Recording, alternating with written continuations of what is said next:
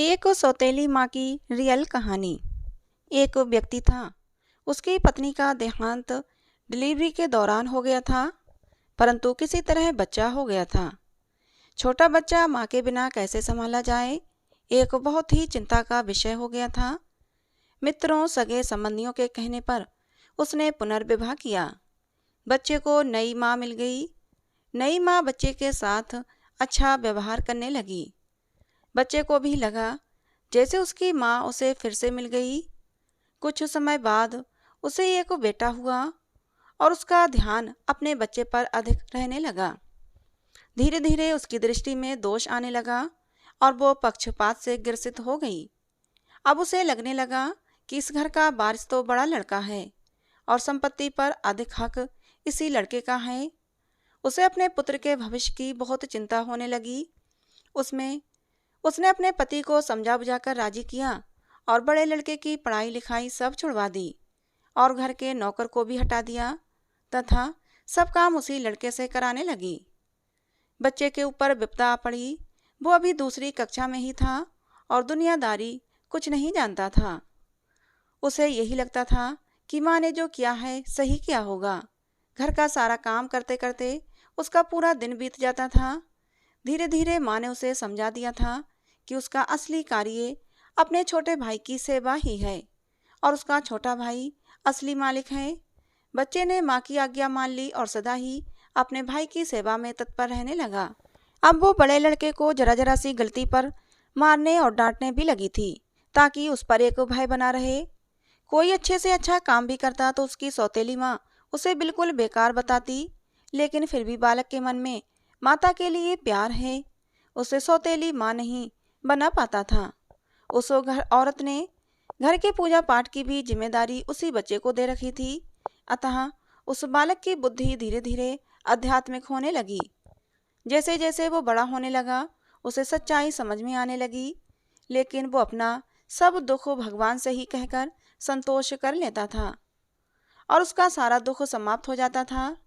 पिता से वो बहुत प्रीति करता था और जानता था कि पिता उसकी स्थिति से बहुत दुखी रहते हैं, लेकिन उनसे हमेशा माँ की बड़ाई करता था। पिता का होना ही उसके लिए बहुत था, परंतु उसके पिता भी एक बीमारी में चल बसे। समय बीतने लगा और दोनों बच्चे बड़े हो गए। अब घर का सारा अधिकार सौतेली माँ के हाथ में था। योजना के अनुसार बड़े लड़के की शादी उस औरत ने बहुत ही गरीब घर में एक अनपढ़ औरत से करी तथा अपने बच्चे की शादी उसने एक अमीर घर में पढ़ी लिखी औरत से करी। उसने बड़े लड़के को नौकरों वाले घर में एक कमरा दे दिया और उसकी पत्नी को भी बता दिया कि उसका असली कार्य मालकिन यानी छोटी बहू की सेवा करना ही है। छोटे लड़के के लिए उसने बहुत बड़ा भवन बनवाया था और उसी में उन्हीं के साथ निवास करने लगी। बड़ा लड़का खुशी से अपना जीवन व्यतीत करने लगा और पत्नी के साथ माँ छोटे भाई की सेवा भी करने लगा। छोटे लड़के की स्त्री को उसकी माँ बहुत अखरती थी। उसे लगता था कि मालकिन उसे होना चाहिए। अब सास बीमार भी रहती थी और साथ में रहने के कारण रात बिरात तो छोटी बहू को ही उठकर सेवा करनी पड़ती थी, जो उसे बिल्कुल नापसंद था। एक दिन पता चला कि सास को छूत की बीमारी हो गई है। यह जानकर तो छोटी बहू और दूर दूर रहने लगी। उसकी आंखों में सांस खटकने लगी। उसने अपने पति से कह दिया कि इस घर में या तो वो रहेगी या उसकी माँ। छोटे लड़के पर अपनी पत्नी का जादू चढ़ा हुआ था।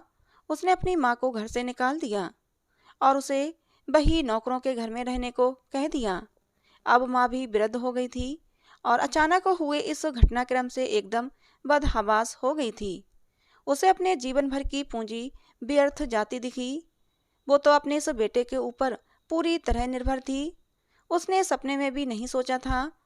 उसे लगने लगा अब उसकी सेवा कौन करेगा। उसने आत्महत्या करने का निर्णय ले लिया और गंगा में डूबने चल दी। बड़ा लड़का कहीं बाहर गया था और उसे कुछ पता नहीं था। वो घाट से गुजर रहा था और शोर सुना तो देखा कोई नदी में डूब रहा है। उसने भी छलांग लगा दी और जब बचाकर बाहर लाया तो देखा कि ये तो उसकी ही सौतेली माँ है। जब सारी बात पता चली तो वो बहुत दुखी हुआ और अपनी पत्नी व माँ के साथ घर त्याग दिया और दूसरे गांव में रहने लगा। उसने अपने पत्नी के साथ माँ की बहुत सेवा की और वो ठीक हो गई। वो लोग अच्छे से जीवन बसर करने लगे। एक दिन उसकी माँ से बड़ी बहू ने पूछा, माँ, मुझे कुछ शिक्षा दें। तो सास की आंखों में आंसू भर आए। उसने मात्र इतना ही कहा कि बेटी, तुम्हारा पति तो भगवान के समान है, शिक्षा तो तुम्हें उसी से लेना चाहिए।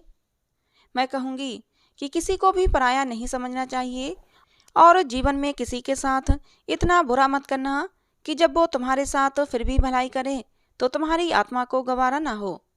अगर ये स्टोरी आपको अच्छी लगी हो तो हमारी वीडियो को लाइक करें और हमारे चैनल को सब्सक्राइब जरूर